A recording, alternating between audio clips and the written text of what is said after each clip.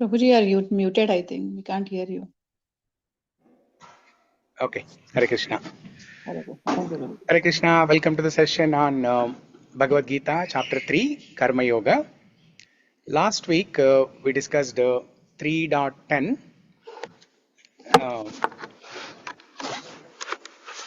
The Sloka of gratitude.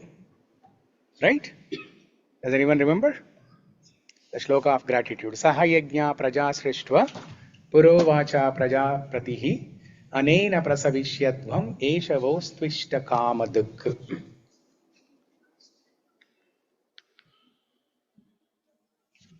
Okay, just give me 1 second. We are connecting the TV. 1 second.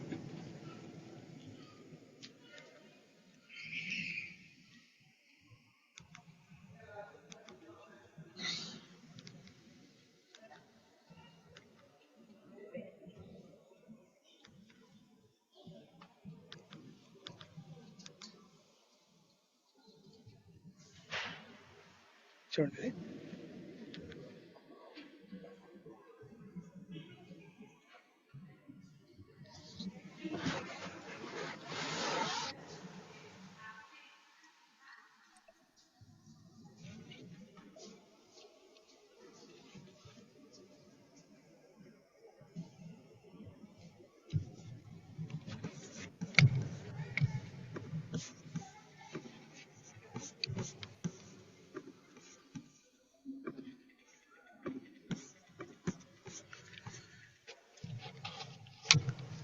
So in 3.10, we learned how Krishna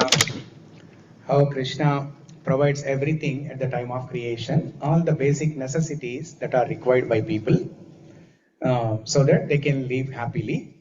But what is the essential point there that Krishna is teaching? We have to perform yajna. We have to do sacrifices. And those sacrifices are done by performing prescribed duties. That will be discussed in the later shlokas. So 3.11. Devān bhāvayatānena te devā bhāvayantu vah. Devān bhāvayatānena devā bhāvayantu nah. Parasparaṁ bhāvayantaḥ śreyaḥ param avāpsyatha. Parasparaṁ bhāvayantaḥ śreyaḥ param avāpsyatha. Devān, demigods, bhavayata, having pleased, anena, by this sacrifice, te, those, deva, demigods, bhavayantu, will please, va, you, parasparam, mutually, bhavayantaḥ, pleasing one another, śreyaḥ, benediction, param, the supreme, avāpsyatha, you will achieve. Translation and purport by His Divine Grace S.E. Bhaktivedanta Swami Srila Prabhupada. Srila Prabhupada ki jai.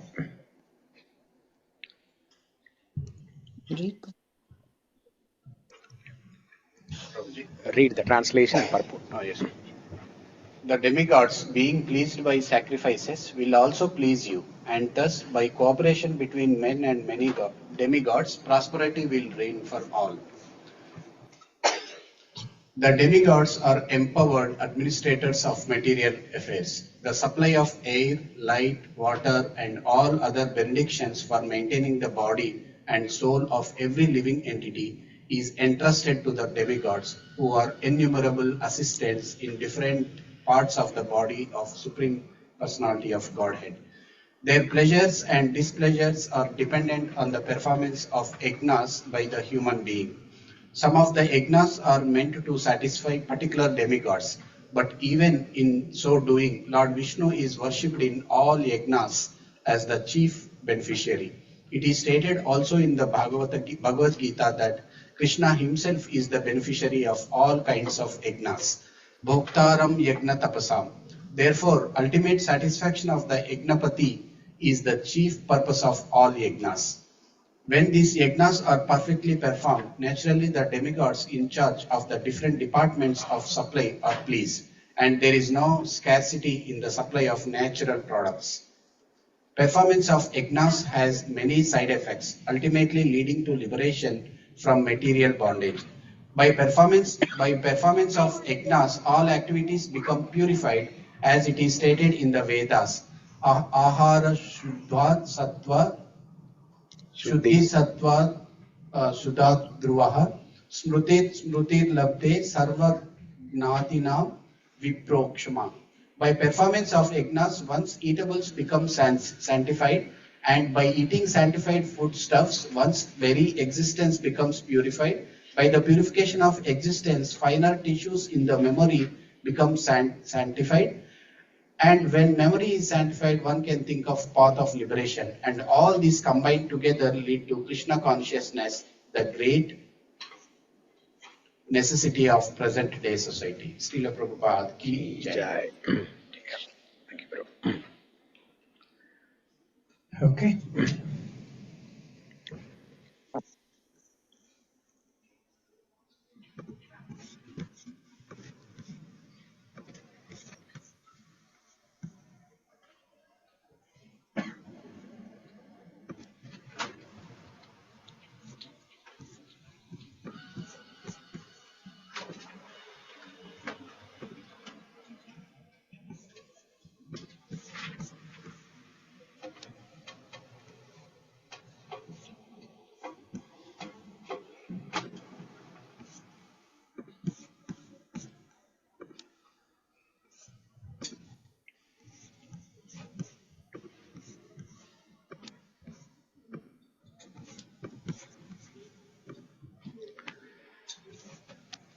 So, starting from this shloka, Krishna starts explaining the cycle of sacrifices. devān bhāvayatānena te devā bhāvayantu parasparaṁ bhāvayanta śreyaḥ param avāpsyatha. So, the system of sacrifices, a system of yajna, or the system of this cosmic operation is very simple. We have to perform yajna, we have to please the devatas, and ultimately please Bhagavan Shri Krishna, who is the yajnapati. By doing so, the devatas will please us. If you look at the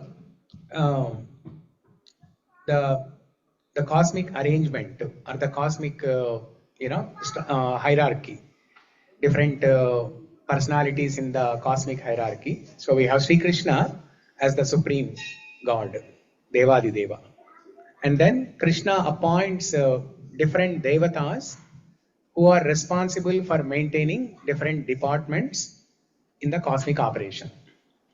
Okay, for example, there's a department of air, department of rain or water, department of fire. Just like how we have different administrative departments in the society, in the material world, similarly we have the cosmic administrative system. So how are these devatas who are responsible for performing different activities, how are they pleased? They are pleased when we perform yajnas. So you perform yajna to please those devatas, and the devatas will bestow upon whatever necessities that we need: rain, air, fire, etc. But we see in the society the complete opposite of that. Because what does the science believe? Science believes that science are the atheists, most of the materialistic people. What do they believe? They believe that the nature is working automatically. Nature is working automatically somehow. They don't want to get into the details of how the nature is working, whose nature it is. They always say, by Mother Nature, this has happened. But who is that Mother Nature? Or whose nature is that? Nature means Prakriti. So whose Prakriti is that? It belongs to somebody, right? So things don't happen automatically. Even though things are apparently, they're visible to our eye as if they are happening automatically, without any without needing any contribution from our side. So if we are only doing that, then what are we called? We are called thieves. Okay, if we are simply consuming everything from the Prakriti, we are nothing but thieves. It is like exploiting. It is like exploiting the Mother Nature. So that's why this system of Yajna, sacrifices, is very, very important. So science believes that everything moves by itself. There's no creator. There's nobody who is supervising the nature. There's nobody who is supplying all the necessities. Everything is being provided automatically. Just like how the child thinks. If you ask a child, where does the milk come from? They say it comes from Safeway. It comes from Safeway. They don't even know.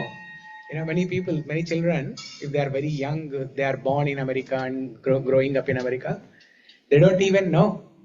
If they have never seen a cow, if they have never went to a Goshala, they don't even know where the milk is coming from. How the milk is, milk from the cow, how it is distributed to different centers, and how we go there and purchase milk. They don't have any idea of this. They think that it comes from Safeway. So just like that, the scientists, even though they are intellectual, okay, they are more intellectual than us, right? They are highly educated, scientific, advanced, but they don't have this faith on God.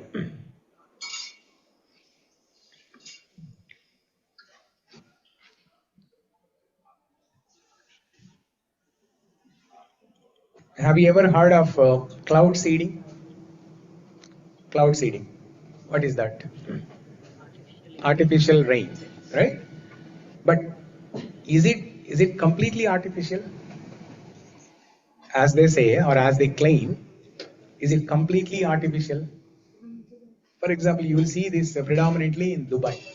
In the Middle Eastern countries, you will see this, where there is drought all the time, and there are so many deserts, high temperatures in summer.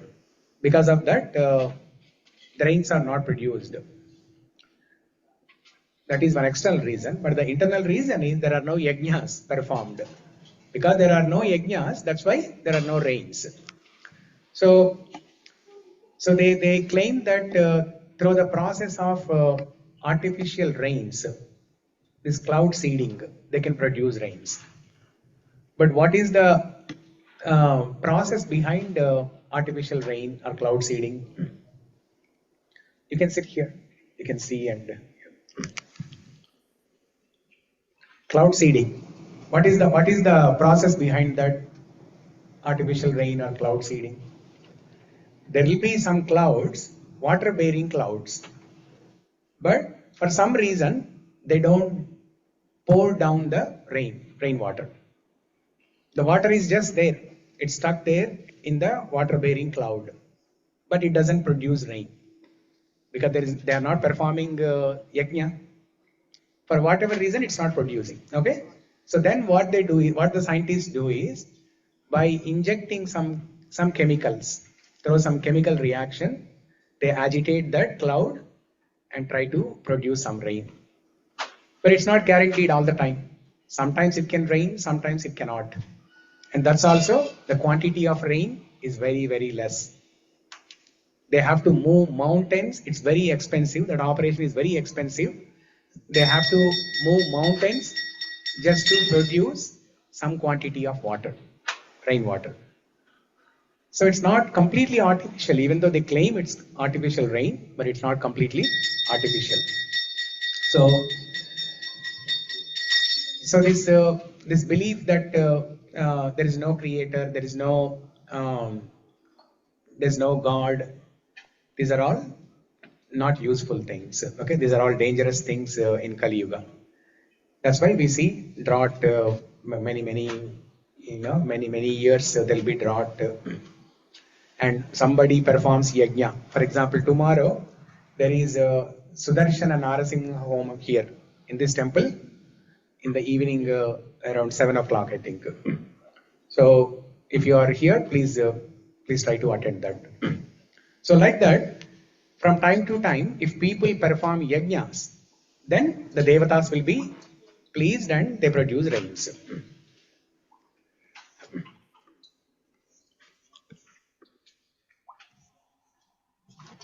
If you look at how the how the clouds are produced and how the rains come, it's a marvelous thing. It's engineering marvel, okay, created by the super scientist, Bhagavan. So each of those clouds, see, for example, you look outside, there are so many clouds now, right? Each of those clouds, they're holding tons of gallons of water. Each of those clouds, they're holding tons of gallons of water, and they're floating. They're floating in the air. So how is this possible? It's possible only through Bhagavan, okay, the Srishtikarta.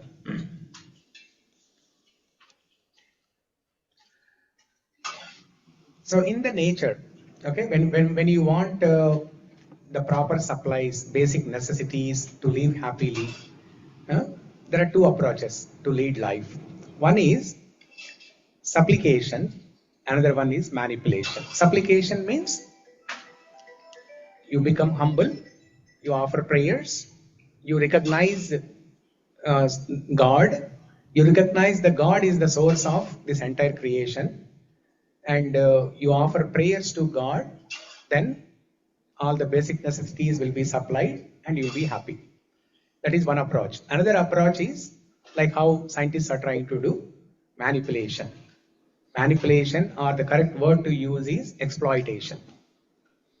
You try to manipulate the nature through some scientific processes, just like the cloud seeding. But with that, you'll be able to see only temporary results, and not for a long time. Okay, and the more they advance in the scientific path, it is creating more problems. The purpose of scientific advancement is to become happy, to solve the problems of society and to become more happier. But the paradox is, it is creating more problems. It is creating more problems. So whenever we deviate from the path that is given in the Vedas, then we will see all these ill effects in the society, because everything has to be done as per the Shastra. Tasma Shastram Pramanante Karya Vyavastitau. Tasma Shastram Pramanante. For everything there is a Shastra Pramana. How you have to do it, how you have to perform your prescribed duties. All those things, they are prescribed in the Vedas. So one has to perform their activities according to Shastra Pramana, not through speculation and not according to their own wish.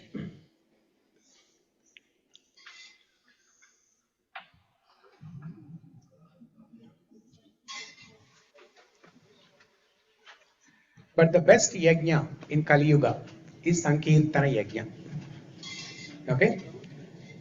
So we have seen different types of yajnas. Okay, the most common one is the fire sacrifice. Okay, they do different types of fire sacrifice, homams. But the best type of yajna in Kali Yuga is Sankirtana yajna. We discussed this during 3.10 Sloka also. Nama Sankirtanam yasya sarva papa pranashanam pranamo dukkha shamanas tam namami harim param. This Sankirtana yajna is the only benediction for Kali Yuga. And tomorrow you will see a wonderful type of yajna that will be performed here. That is the true Sankirtana yajna. We have witnessed that yesterday at our home. The same thing will be done here. Sudarshana Narasimha Homam. Generally, Homam means they just do. They lit up some fire and then you offer some grains, some fruits, some nuts and all those things. But for the first time in my life, I have seen a true Sankirtana Yajna. Fire sacrifice along with Sankirtana, Nama Sankirtana. It'll be wonderful. Tomorrow, don't miss. Please come here. There are special priests who came from Yadagiri Gutta. They are going to perform beautiful homam here, Sankirtana Yajna. So Krishna tells in Bhagavad Gita, Yajnanam Japa Yajñosmi. In 10th chapter of Bhagavad Gita, he says, Yajnanam Japa Yajñosmi. So for example, this Mataji is performing Yajna, Japa Yajna. See? Krishna wanted to show us some practical, along with theory, he wanted to show us some practical. So she is chanting, this is the Yajna, Japa Yajna, Yajnanam Japa Yajñosmi. Of all the Yajnas, the best Yajna is Sankirtana Yajna, Japa, Nama Sankirtana. And last week we discussed how simply by chanting Nama Sankirtana, the rains are produced in some places.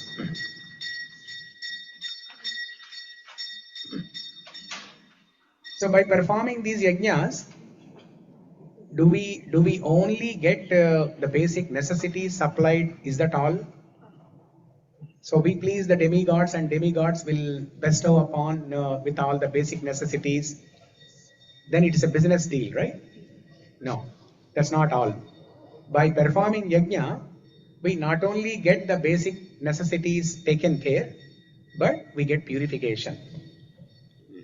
We get purification of our consciousness and we become eligible for liberation to go to spiritual world. So in the purport, as we were reading, right, there's a beautiful line in the purport that says,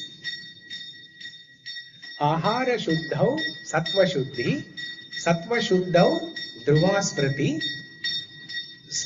Smriti Labdhe, Smriti Lambhe, Sarva Grantinam Vipramokshaha. Ahara Shuddhau Sattva Shuddhi.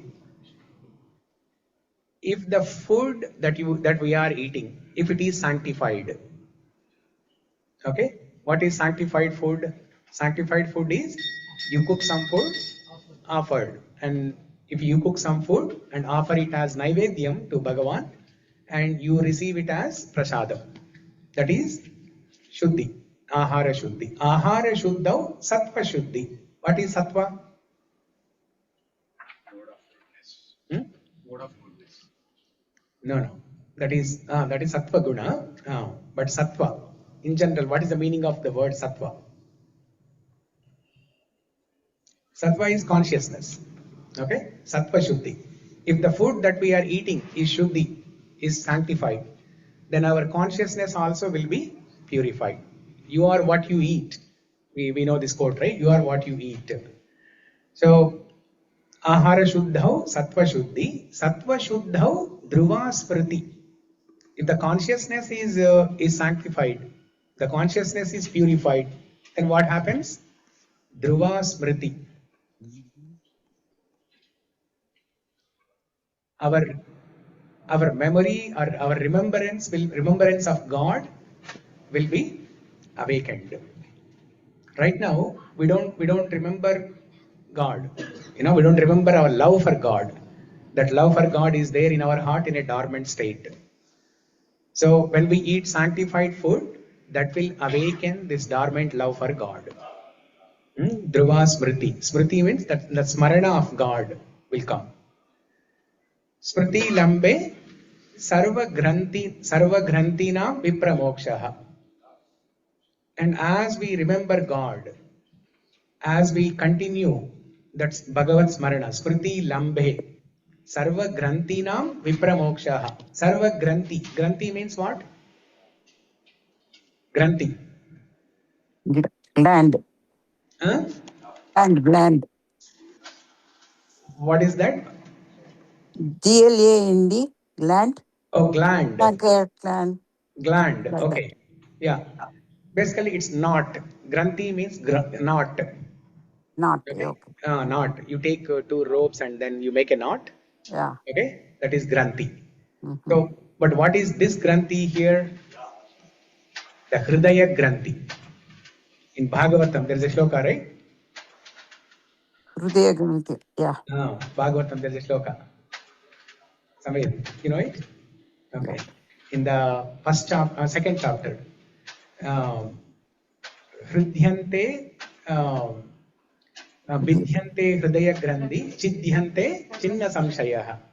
Right? Shiyante?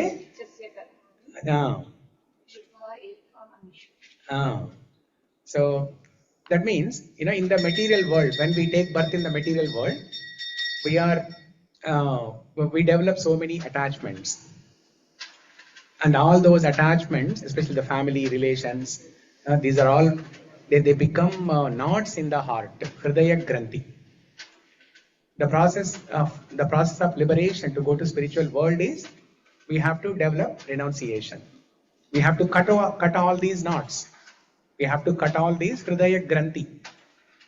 So this is what happens. As we remember Bhagavan, as the Bhagavad Smarana increases, Smriti Lambe Sarva Granthina Vipramokshaha. Okay? It all starts with what? This entire process of cutting the knots happens with what? Ahara. It happens with Ahara. Ahara Shuddhi. Sanctified food. This Granthi also is mentioned in Chorashtakam. What is that line? Somewhere? Chinnat sigoram yamapasha bandam bhinnat si bhimam bhavapasha bandam. Bhinnat si bhimam bhavapasha bandam. Bhavapasha, that means the knots of this material world.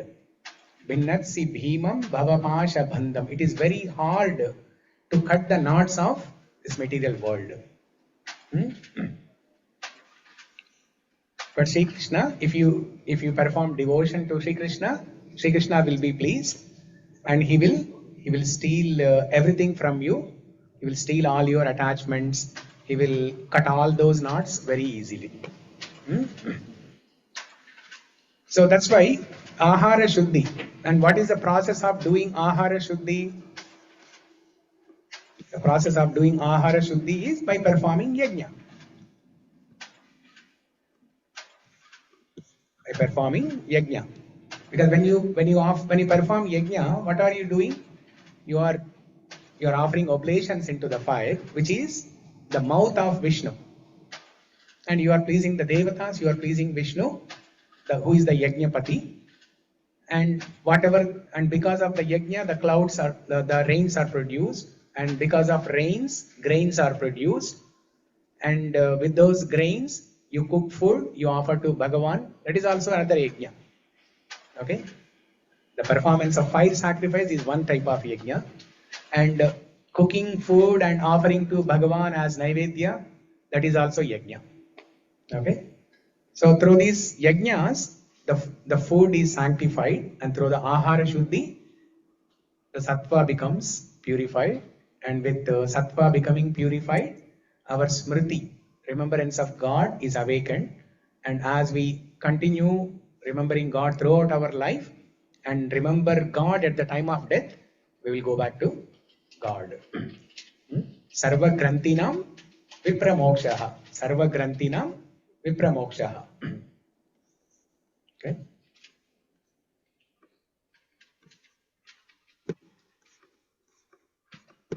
Okay, so this is about 3.11. Now let's look at 3.12.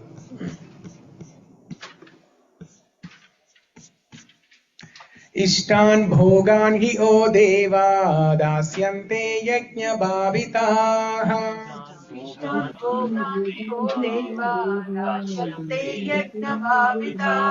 Tairdattana pradayebhyo yo bhunte stena eva saha. भुङ्क्ते स्तेन एव चः. Okay, let's do it 3 times. Ishtan bhogan hi o deva dasyante yajna bhavitaha.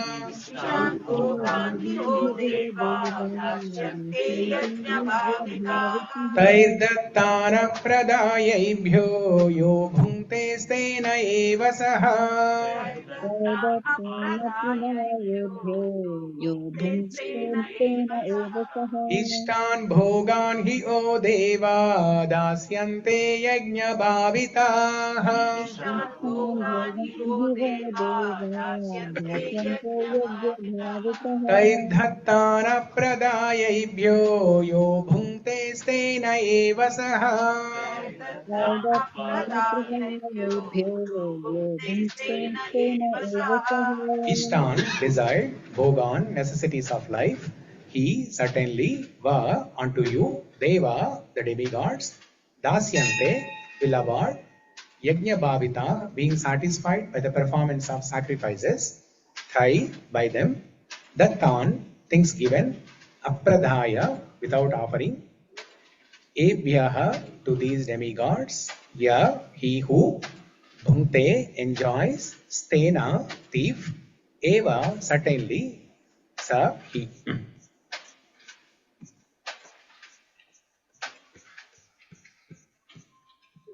Okay, so translation and purport. Can you read, Mataji?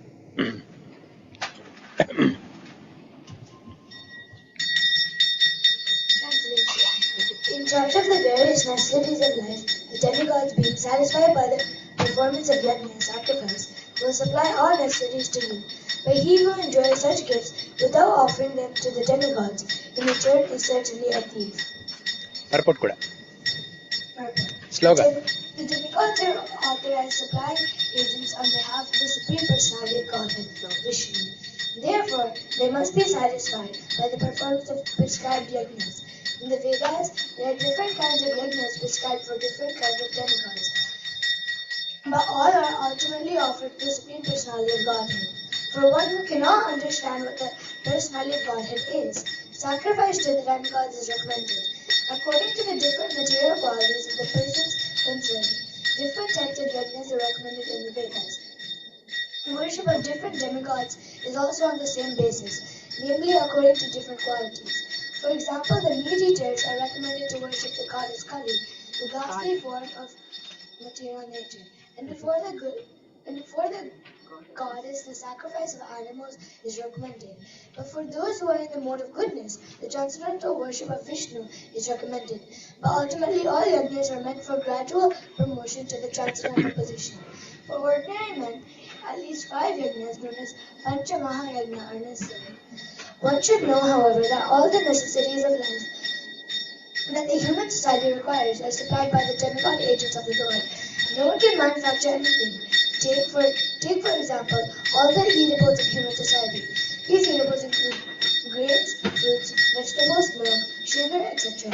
for the persons of the mode of goodness, and also eatables for the non-vegetarians, like meats, none of which can be manufactured by men. Then again, take for example heat, light, water, air, etc., which are also necessities of life. None of them can be manufactured by this human society. Without the Supreme Lord, there can be no perfect sunlight, moonlight, rainfall, peace, etc., without which no one can live. Obviously, our life is dependent on supplies from the Lord.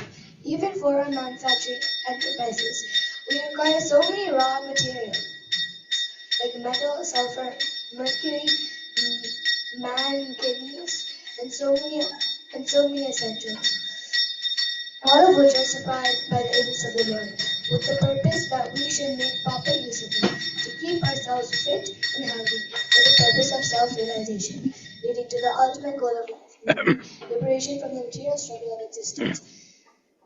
This aim of life is attained by the performance of yajnas. If we forget the purpose of human life and simply take supplies from the agents of the Lord for sense gratification, and become more and more entangled in material existence, which is not the purpose of creation. Certainly we become thieves, and therefore we are punished by the laws of material nature. A society of thieves can never be happy, because they have no aim in life. The gross materialist thieves have no ultimate goal of life. They are simply directed to sense gratification. Nor do they have knowledge of how to perform yajnas. Lord Chaitanya, however, inaugurated the easiest performance of yajna, namely the Sankirtana yajna, which can be performed by anyone in the world who accepts the principles of Krishna consciousness. Yeah. Okay. Thank you. So in this shloka, Krishna is telling that those who do not perform yajna, but they are still consuming supplies from the nature, they are called thieves. Ishtan bhogan hi o deva dasyante yajna bhavitaha tairdattan apradhayevyo yo bhunkte stena eva saha.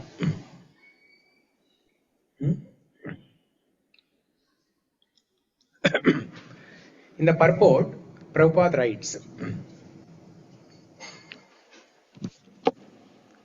that all the humans, they are obligated to perform Pancha Mahayajna. What are these Pancha Mahayajna? 5 different types of yajnas. What are these? These are the debts that we have to pay off. We are obligated to pay off these 5 different types of debts to different people. What are those? Pitraruna, Devaruna, Rishiruna, Manushyaruna, Bhutaruna. Okay? So let's repeat. Pitraruna, Devaruna, Rishiruna, Manushyaruna, Bhutaruna. Yeah. So what is Pitraruna? The debt we have to pay to ancestors, forefathers. And Devaruna, to gods, demigods. The debt that we have to pay off to the demigods, devatas. And Rishiruna, rishis, spiritual teachers, yogis, etc. Fourth one, Manushyaruna. EMIs. That is bank runa. That is the 6th type of yajna. So Manushya runa. The debt that we have to pay to different living entities who are providing many different things to us, like our parents who are currently living with us, our family members, even to your own child, you have some debt to pay off, and the child has some debt to pay off to the parents. Even if you have a maid servant at your home, there is a debt that you have to pay. And imagine in your childhood, let's say you're growing up in your grandma's home, or even in your home, you're growing up, and the maid servant just casually, occasionally, she carries you. When you're 1 year old, 2 years old, the maid servant carries you. There is a debt. You have to pay some debt. Because nothing comes free. There are no free lunches. Often they say there are no free lunches in America. But there are no free lunches anywhere. So any small help that you receive from anybody, you have a responsibility to pay off. So that is Manushya Runa. And the 5th one, Bhuta Runa. What is Bhuta Runa? Animals, trees, different elements in the nature, the Pancha Mahabhuta. Okay? So this is Bhuta Runa. So that's what Prabhupada says in the purport. We have responsibility for ordinary men, at least 5 yajnas known as Pancha Maha Yajna are necessary. That's why during September time, Pitru Paksha, the 15 days of Pitru Paksha time, they perform Shraddha ceremony. Okay, ending with the grand ceremony of Ahalaya Amavasya. Okay, so that is an opportunity to pay off debt to all these different people. It's an opportunity to offer gratitude to different personalities, different elements in nature. Okay, Ideally, we should be paying gratitude on a daily basis. If not, when there is an opportunity, when there is a ceremony, when there is a particular period assigned for that, so we should take advantage of that and offer our debt. Otherwise, that will cause problems because it breaks the cosmic cycle, right? It breaks the Yajna cycle. So it is our responsibility to maintain this Yajna cycle, the cycle of sacrifices. And if we don't perform, if we don't fulfill our obligations, then we are breaking this cycle of sacrifices. One should know, however, that all necessities of life that the human society requires are supplied by demigod agents of the Lord. No one can manufacture anything. Take, for example, the eatables of human society. These eatables include grains, fruits, vegetables, milk, sugar, etc. So here, Prabhupada forgot to write one thing. What is that? No one except Chinese.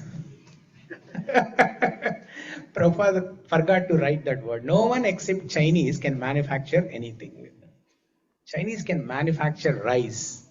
They can manufacture fruits. They can manufacture flowers, vegetables. You name it and they can manufacture it. We heard about plastic rice, right? In the form of contamination in Kali Yuga, there's plastic rice that's becoming available now. So Prabhupada forgot to write, no one except Chinese.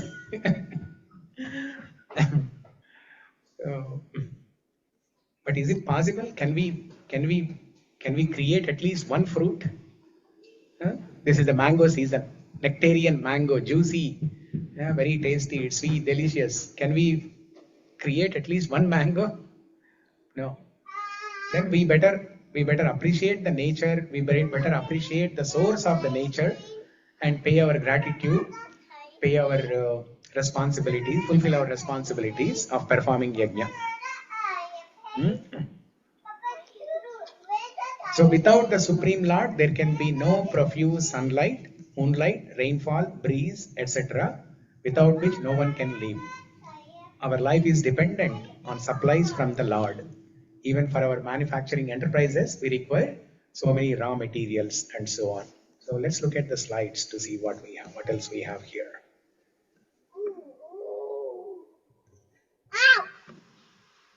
No, this we finished, right? Yeah, 3.11 we finished.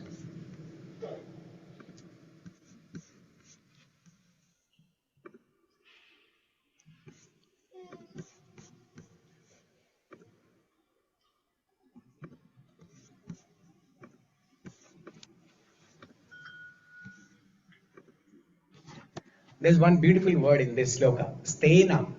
Stena means thief. In Bhagavatam, there's a beautiful shloka, chapter 10, canto 10, chapter 8, shloka number 29, where Shuka Mahamuni describes the different complaints of the residents of Vrindavan. They all coming to Yashodamma and complaining about Krishna stealing butter. Okay, there Shukadeva Goswami uses a beautiful word, steya yoga. So similar here, Krishna is using the word here, stena. Stena means thief. Person who is not performing yajna, but he is just consuming supplies from nature.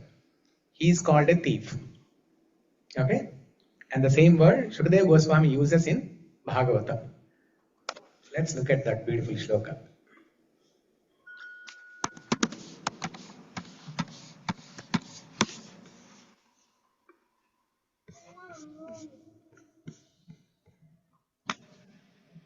This is Srimad Bhagavatam, 10th canto, 8th chapter, 29th shloka. Lord Krishna shows the universal form within his mouth. But this is about Krishna stealing butter in gopis' homes and gopis coming to Yashodamma and they are complaining.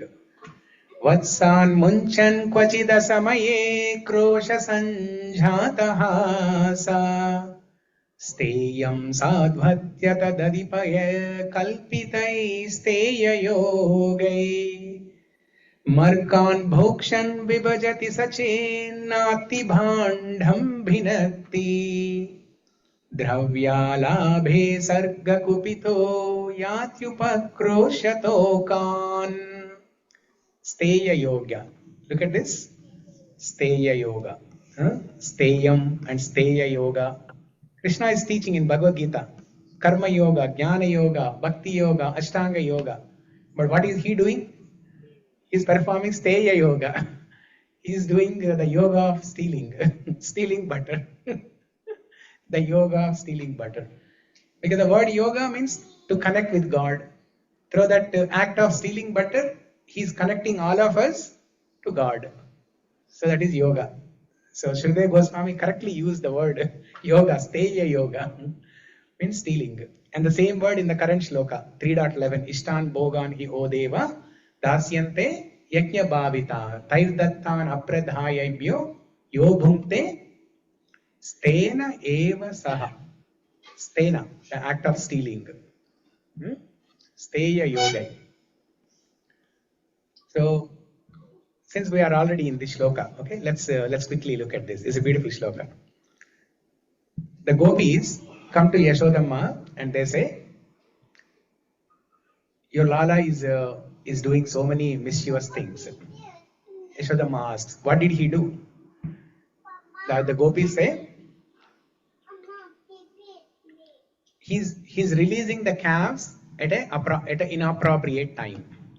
Vatsa means the calf. He's releasing the calves at an inappropriate time. Asamaya. Asamaya means wrong time. Inappropriate time. Vela kani vela. So when do the owners of the cows, the householders, when do they release the calves? Either in the morning or evening. When it is milking time, they release the calves. They release the calves so that the calf can go to the mother cow and drink some milk. That will activate the flow of milk in the udder of mother cow. And then whatever quantity of milk the calf wants to drink, she will drink. And then after that, the cowherd, the householder, they will milk the cow for them, for their purpose. But here, what is Krishna doing? He's coming and releasing the calf at a wrong time. And if it is a wrong time, then the calf is not hungry. Then what the calf will do? She will run away to play. She will not go to the mother cow, right? If it is a proper time, morning or evening, breakfast time or dinner time, then the calf will go to mother cow. Otherwise, the calf will go everywhere to play around. The calf will run away actually. And in chasing the calf, the householders also will go after. Then this is the strategy Krishna uses to distract the householders, so that when they are going after the calf to catch it, Krishna will enter the house and steal butter. That is Steya yoga. Vatsan munchan means release. Vatsan munchan kvachida samaye krosha sanjatahasa. Then Yashodamma says, okay, so Lala comes to your home and he's stealing butter like this. But have you ever told him? Have you ever given him a warning? Have you told him firmly, saying that, hey, don't come here and don't steal butter in our home? Have you ever told him like that? And the gopis say, yes, we have told him. In fact, when we chase him with a stick, running behind him, and when we show anger, you know what he does? Hasa, manda hasa. He smiles beautifully. He turns back and smiles beautifully. Krishna is running away, and then the householders, they are running after him to catch with a stick, and they are angry also.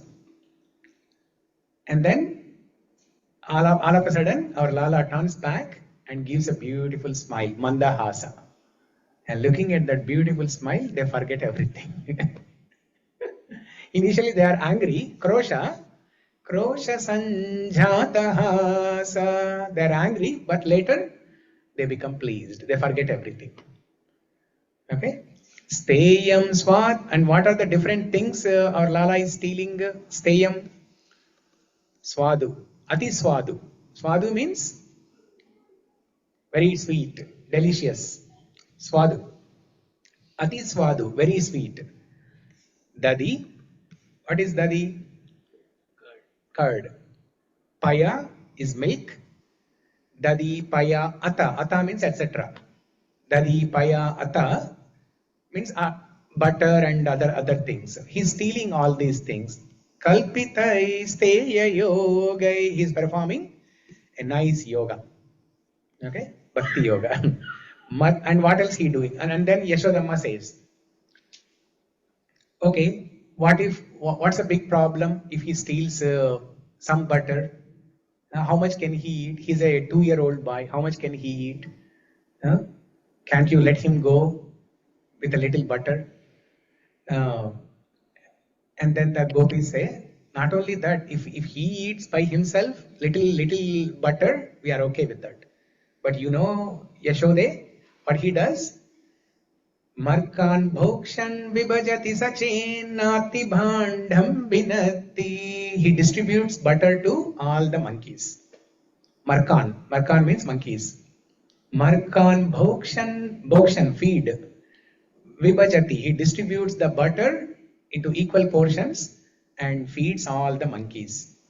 Markan bhokshan vibhajati sachin nati bhandam binati. After feeding the monkeys for some time, the monkeys are full, right? Their tummies are full. And Krishna keeps on feeding. Krishna keeps on giving more butter. And then the monkeys will say, no, we are full. Our stomachs are full. We don't want any more butter.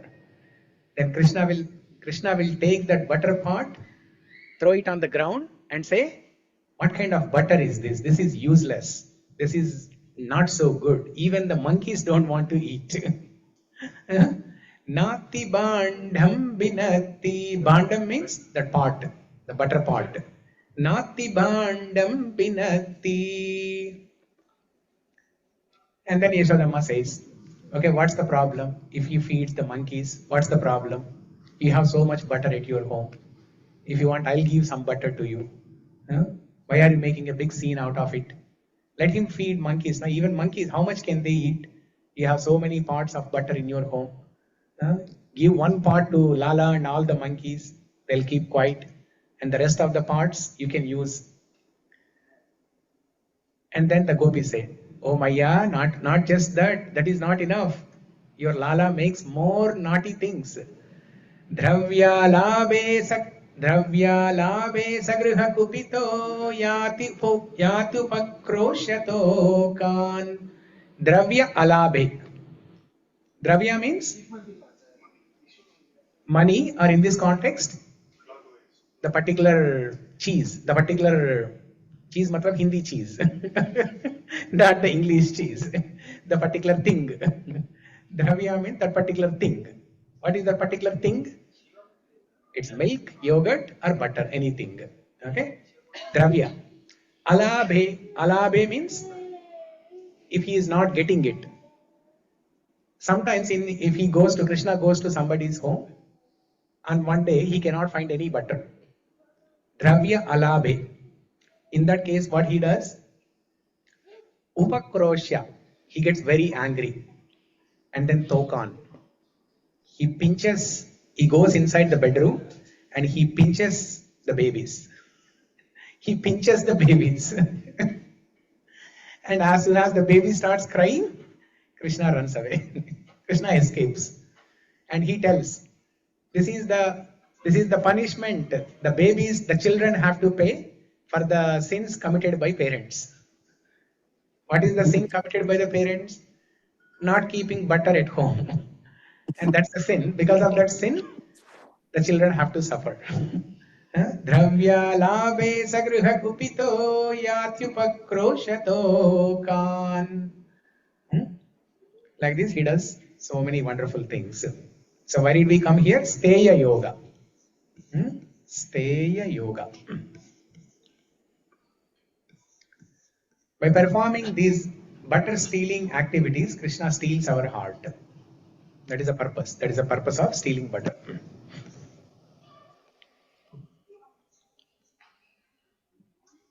So offering, making butter at home and offering to Krishna, that is also yajna. Okay. So if you have never created or prepared butter at your home, do it. Learn how to do it. Go to YouTube, DIY, or ask your parents how to do it. So this is the cycle of cosmic cooperation. By performing yajna, we are pleasing the devatas, and devatas are bestowing the humanity with so many things in the nature. And then using those things, the humanity will perform yajna, and then the demigods are satisfied. This is a cycle.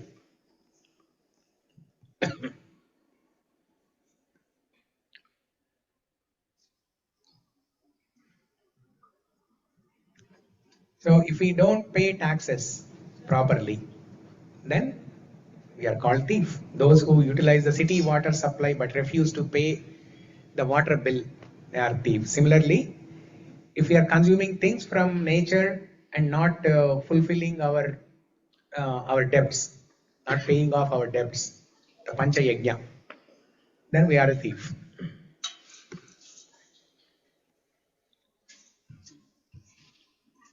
So the question is, Krishna is Yajnapati, he is śreyaḥ, he is the Lord and Master of all the wealth. Does he really need the offerings that we are making to him? Are the devatas, Indra, Varuna, Agni, Vayu, Brahma, do they really need the offerings that we are making? In one sense, no. Because they are the ones who are providing to us, right? What are we giving to them? They are the ones who are providing to us. But the purpose of offering to devatas and to Bhagavan is to purify our consciousness. So how is our consciousness purified? By offering or by performing yajnas? How?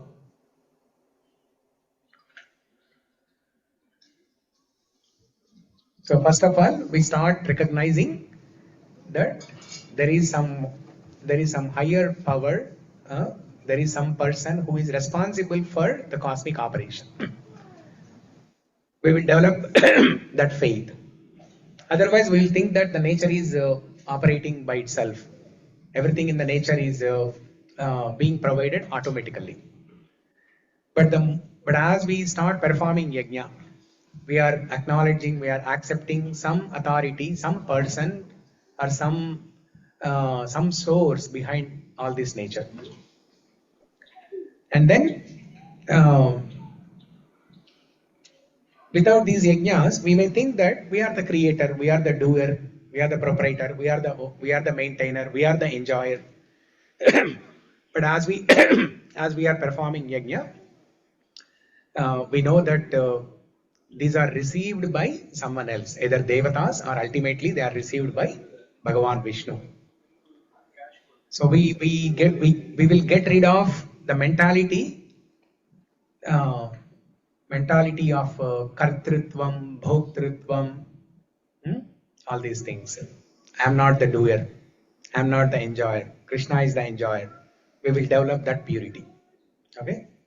So so for the purpose of purifying our consciousness, we need to perform yajna. Otherwise, the devatas and Bhagavan, they don't need anything from us. Okay.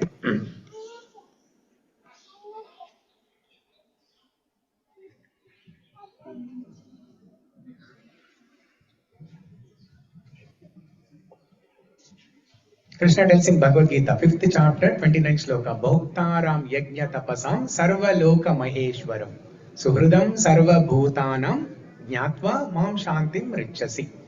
Krishna tells that this is a peace formula given by Krishna. He tells that whoever considers or worships me as the ultimate enjoyer, Bhoktaram yajna tapasam, I am the benefactor of all the yajnas. Bhoktaram yajna tapasam sarva loka maheshwaram. I am the controller of all the planets, of all the universes. I am the creator and controller, maintainer, controller, and everything. Sarvaloka Maheshwaram. Suhridam Sarva Bhutanam. Suhridam, I am the best friend and well-wisher of all the living entities. So whoever acknowledges these four principles, what are the four principles? Bhoktaram, Yajna Tapasam, he is the benefactor of all the yajnas. Sarvaloka Maheshwaram, he is the controller of all the universes. Suhridam, friend and well-wisher. Suhridam Sarva Bhutanam. These are the four things. Okay, whoever develops conviction on these four things and worships Krishna in this way, they will achieve peace. Mam Shantim Richasi. They will attain Shanti. Okay.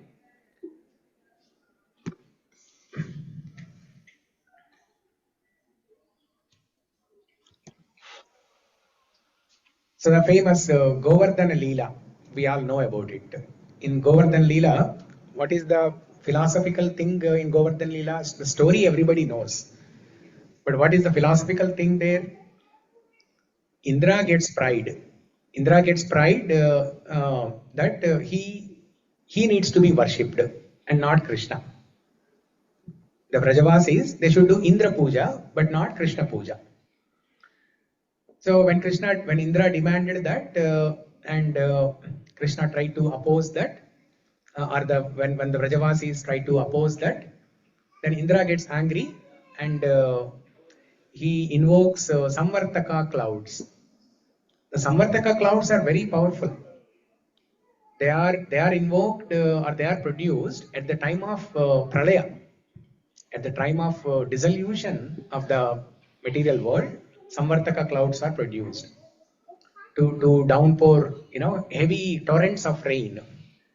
And Indra does this. Indra invokes Samvartaka clouds to produce heavy torrential rain. That is in one way an attempt to kill the Vrajavasis. It's an attempt to kill the residents of Vrindavan.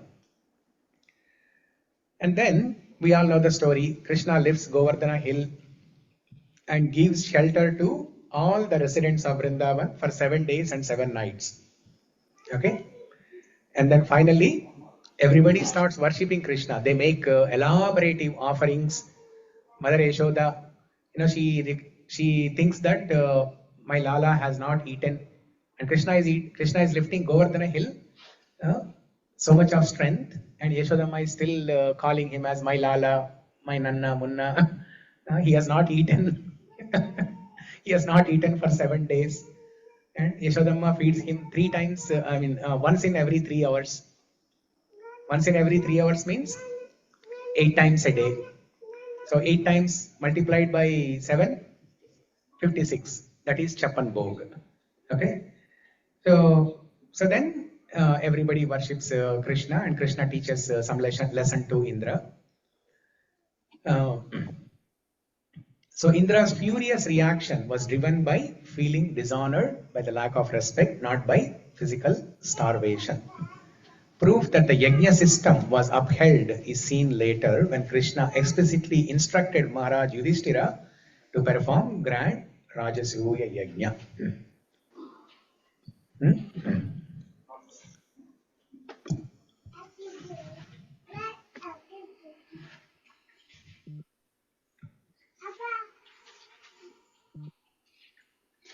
Oh, this Pancha Mahayajna, the AI tool is giving something else here. Let's not even look at it. Okay, and as Prabhupada writes in the purport, again, Sankirtana Yajna. This is the only Yajna for Kali Yuga.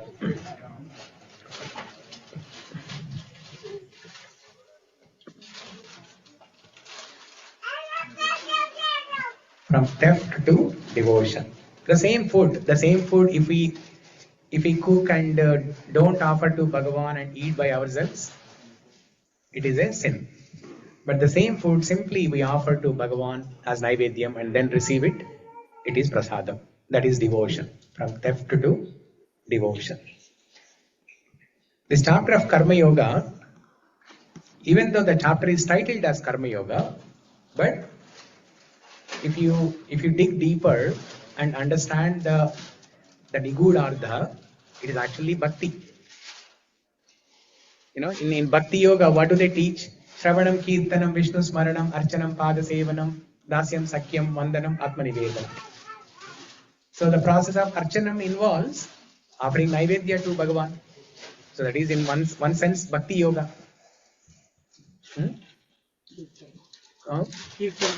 Yeah. Sankirtana Yajna, if you are performing Sankirtana Yajna, that is Bhakti Yoga.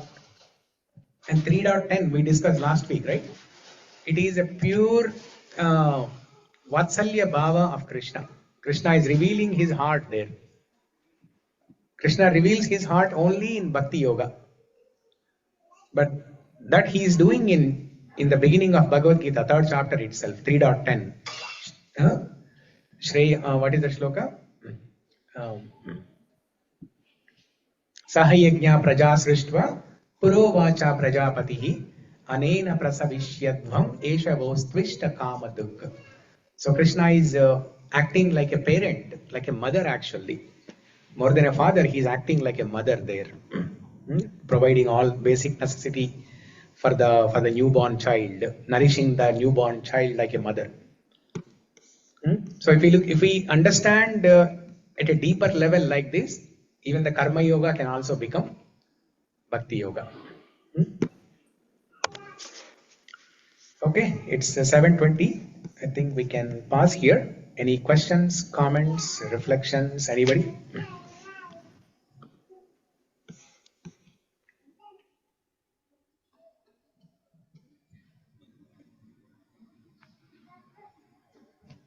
All good? If God has given everything to us, why we need to give it, offer it to God?